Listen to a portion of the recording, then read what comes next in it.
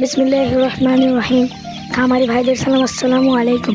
Sheikh Raihan poultry and হ্যাচারিতে আপনাদের স্বাগতম।